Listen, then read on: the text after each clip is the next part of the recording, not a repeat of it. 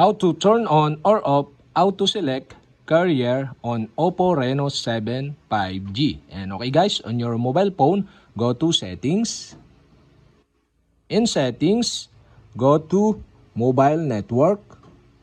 Here in mobile network, okay, select the SIM you want to turn on or off the carrier settings. And okay, for example, I select the SIM 1. Here in SIM 1, okay, below, you can see the carrier. And the carrier is set into smart prepaid. So you can turn on or off the carrier by tap this.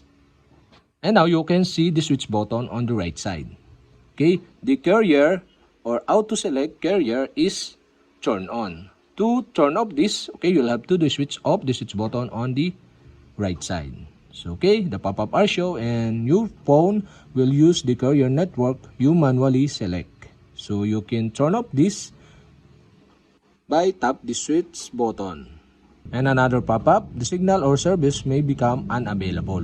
So you can tap again the off button to turn off the carrier. And you can turn on again by switching on the switch button on the right side of this auto select to set automatically select the carrier. And that's it. Okay, we have successfully turned on or off the carrier on OPPO Reno 7 5G.